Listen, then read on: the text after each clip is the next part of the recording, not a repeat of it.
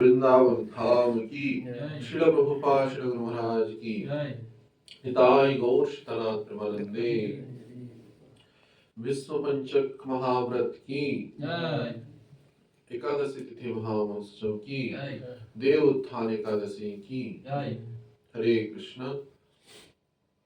जैसे कि आप सबको विदित ही है, कार्तिक मास का यह अंतिम पड़ाव जो होता है वो विष्णु पंचक के नाम से अभिहित होता है। महाभारत के वर्णना के अनुसार जो विष्णुदेव है, द्वादश महाजन में अन्यतम है, वे पंच पांडव को विविध शिक्षाएं दिए थे 5 दिनों में। और राज शिक्षाएं, धर्म शिक्षाएं, नीति शिक्षाएं आदि आदि शिक्षा देते हुए भक्ति के महत्वपूर्ण बातों को अवगत कराए थे। जगत शिक्षा में भी वह पांडवों के माध्यम से प्रचारित एवं प्रसारित हुआ, जो कि महाभारत के भीष्म पर्व में उल्लेख किया गया है। तत्सहित भगवान जब अंतिम में उत्तरायणी की प्रतीक्षा में थे, तब कौन, विष्णुदेव, तो भगवान ने बड़ा सुंदर मंजुल स्वरूप दर्शन दिया। त्रिभुवन क्रम तमालवर्णम रविकर घोरम आदि श्लोकों में श्रीमद् भागवतम में विष्णुदेव के बारे में वर्णना है। विष्णु स्तुति बड़ा प्रसिद्ध है। हमारे जड़ शरीर की माता के देहांत के समय से पूर्व गुरु महाराज मुझे बोले थे कि जाके विष्णु पंचक का पाठ करिए, वो तो शुद्ध भक्त है। तो वह संपन्न हुआ था भगवत संयोग से। उसी दौरान उनकी मोह मुक्ति भी हुआ एवं भगवत धाम पर वे प्रयाण किए। तो विष्णु पंचक गुरु महाराज स्वयं कहते थे कि उनकी जड़ शरीर की जो पिता है, उनकी देहांत के समय में वे विष्णु पंचक विश्व स्तुति पाठ किए थे उनकी शान में जाकर के।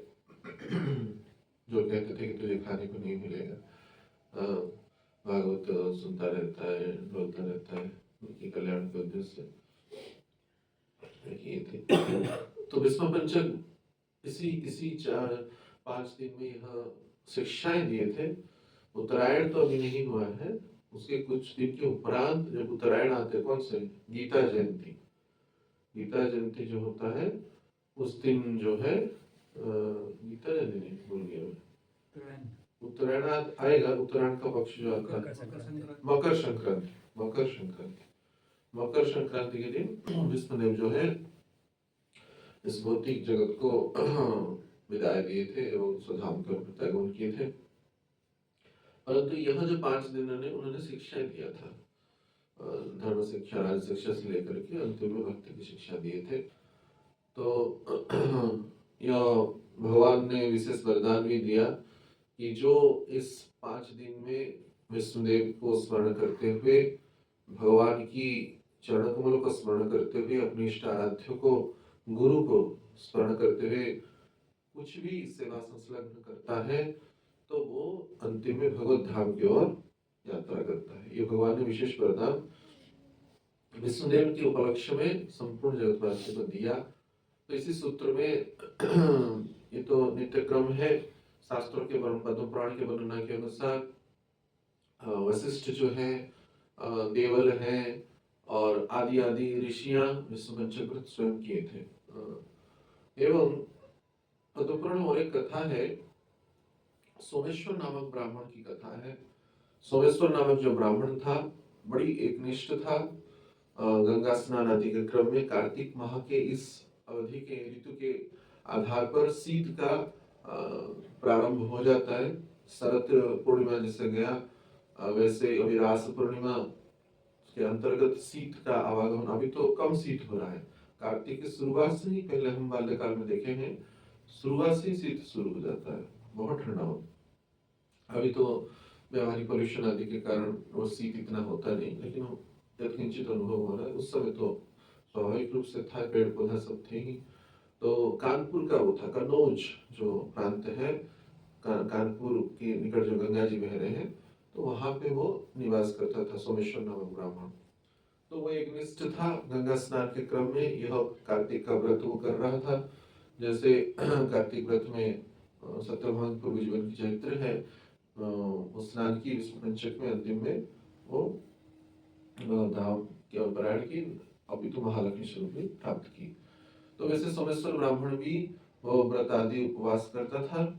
बहुत शरीर उसका अस्वस्थ हो गया, तब भी निष्ठा के सूत्र में गुरु की आज्ञा को स्मरण करते हुए उसने व्रत को त्यागा नहीं, एवं वो गंगा के किनारे बड़ा कठिन से घाटों से उतर नहीं पा रहा था, धीरे धीरे धीरे धीरे प्रयास करके उतरा। भगवान इसकी निष्ठा को देख करके जनार्दन भगवान अर्थात भगवान विष्णु बड़े प्रसन्न हो गए। तो स्वयं भगवान विष्णु ब्राह्मण का वेश बना करके गंगा के किनारे आए और नीचे ही बैठे हुए थे तर्पणादि क्रम में, जैसे जो पंडा पुजारी होता है, याज्ञिक तीर्थक ब्राह्मण होता है, वैसे बैठे थे। भगवान ने पूछा, तुम इतना कष्ट सह करके क्यों गंगा स्नान करने के लिए आए हो? तो नहीं, सदगुरुदेव की आज्ञा है तो निश्चित रूप से मैं उसको पालन करूंगा। तो भगवान ने बोला, बहुत उत्तम बात है। तो ऐसे ही देवोत्थान एकादशी का वो दिवस था। भगवान ने कहा, इस व्रत को आप विशेष रूप से पालन करिए, निश्चित रूप से और भी अंतर्गत कल्याण होगा। तो भगवान के उपदेश को मानते हुए उन्होंने विश्व पंचक व्रत को भी विशेष रूप से पालन किया था। तो गरुड़ पुराण के वर्णना के अनुसार विश्व पंचक व्रत की प्रथा ऐसा कहा गया है पहले दिन भगवान के चरणों में कमल पुष्प को चढ़ाना चाहिए। तदुपरांत भगवान की जो जंघा प्रदेश में जो है बेल पत्र जो भगवान शिव जी को चढ़ता है वो चढ़ाना चाहिए। तदुपरांत भगवान की नाभि में तृतीय दिवस में सुगंध अर्थात इत्र आदि जो पुष्पों की सुगंध है उसको लेपन करना चाहिए। तदुपरांत वक्ष देश में भगवान की जावा पुष्प जो होता है, जावा पुष्प उसको चढ़ाना चाहिए, जावा पुष्प होता है। और अंतिम में पंचक अर्थात रास पूर्णिमा के दिन भगवान के मस्तक में मालती पुष्प से अर्चन करे, ऐसा गरुड़ पुराण कहता है। तो इससे भगवान जो कमल नयन भगवान जो है श्याम सुंदर वर्णमाधव बड़े प्रसन्न होते हैं। चरण से लेकर के मस्तक पर्यंत की उपासना पद्धति कहा गया। तत्सहित पहले दिवस में गोमय अर्थात गोबर से भगवान को स्नान किया जाता है। द्वितीय दिवस में गोमूत्र से स्नान किया जाता है। तृतीय दिवस में गोदुग्ध से स्नान किया जाता है। चतुर्थ दिवस में गोदही से स्नान किया जाता है। एवं पंचम दिवस अर्थात रास पूर्णिमा के दिन गोघृत से भगवान को स्नान करके उस चरणामृत को लेना चाहिए। तो कठोर व्रत के नियम के अंतर्गत तो कहा गया केवल पहला दिन गोबर ग्रहण करे, दूसरे दिन गोमूत्र, तृतीय दिन गोदुग्ध एवं चतुर्थ दिन गोदही एवं पंचम दिन में गोघृत सेवन करे। इतना सेवन करने की अगर व्यावहारिक सक्षमता है नहीं तो फलाहार ये तो करे, तत्सहित फलाहार करे। वो भी नहीं हो रहा है तो अनुकल्प प्रसाद की सेवन विधि कहा गया है, वह भी नहीं हो रहा है तो एक बार हविष्यान्न को ग्रहण करे, या वो भी नहीं हो रहा है तो 2 बार हविष्यान्न को ग्रहण करे। लेकिन कुछ वारण किया गया है, उसमें हरिभक्ति विलास में इसकी वर्णना है डिटेल, वो हमारी स्मरण नहीं है। परंतु यत्किंचित जो स्मरण आ रहा है, मूंग दाल इसमें निषिद्ध है। पंचक के 5 दिन मूंग दाल निषिद्ध है, जीरा निषिद्ध है, कुछ कुछ स्मरण आ रहा है, जीरा भी सेवन निषिद्ध किया गया है। माने जो माने केवल गोमय गोमूत्र आदि का ग्रहण कर रहे हैं उनके लिए, या ऐसा अलग अलग हरिभक्ति विलास को पढ़ेंगे तो तुम जीवन तो व्यावहारिकता में जो आज की जो समय सूत्र है वो चलेगा ही नहीं। बहुत सारे चीज पारण किया गया महीनों के क्रम में, कार्तिक में क्या मना है, आश्विन में क्या महीना, मगहन में क्या महीना है, सब बहुत स्ट्रिक्ट नियम। और उसके बाद दिवस भी माने बुधवार को कौन सा सब्जी मना है, उसके बाद काल राहु खंड में क्या मना है, नक्षत्र के क्रम में तो पहले काल में निश्चित रूप से पालन करते ही होंगे, कलिकाल के लोग इतना तो कर नहीं सकते। बाकी अपनी अपनी क्षमता के अनुसार सामर्थ्य के अनुसार गुरु को अवगत करा करके जो भक्तजन है उपवास आदि क्रम लेना चाहिए। उपवास का उद्देश्य है हरि के निकट में वास करना, और ये समस्त उपवास करने के उपरांत भी अगर हम किसी महत् पुरुष को निंदा अपमान करते हैं, उनको अप्रसन्न करते हैं तो वो नष्ट हो जाता है। या कोई भी वैष्णव को क्रोध करते हैं, राग द्वेष हिंसा कपट आदि करते हैं, या उनको पीड़ा देने का विचार करते हैं वो भी उपवास से नष्ट हो जाता है। लेकिन उपवास की विशेष रूप से प्रोत्साहन हम इसलिए नहीं देते हैं क्योंकि कलिकाल में संपूर्ण रूप से उपवास करना जैसे नियम, एक ही नियम सबसे सर्वोत्तम यह है, मैं अपने गुरु की चरण कमलों को और हरि की चरण कमलों को, इष्ट आराध्य की चरण कमलों को कभी भूलूं ना। वे तो कभी भूलेंगे ही नहीं, ना भूले हैं, हम कभी उनको भूलेंगे नहीं और उनको कभी कम से कम सम्मान नहीं करेंगे। जागतिक जगत में सहपाठी वैष्णव से कुछ ना कुछ हो जाता है, परंतु सदगुरुदेव की चरण कमलों को और इष्ट आराध्य को कभी भी अपमानित और उनकी गरिमा को कभी खंडन नहीं करूंगा। तद आधार पर समस्त नियम अपने स्तरों में क्षमता के अनुसार लेना चाहिए। कुछ नहीं तो सर्वोत्तम चरण तुलसी अष्ट चढ़ाते, उससे भी भगवान जनार्दन जो है, श्याम सुंदर है, बड़े प्रसन्न होते हैं। और सदगुरुदेव की प्रसन्नता के लिए कुछ एक बिंदु भर भी कार्य कर ले, किंतु भर भी कार्य कर ले, तब भी वे बहुत प्रसन्न हो जाते हैं भगवान श्याम सुंदर वेणुमाधव और राधा रानी।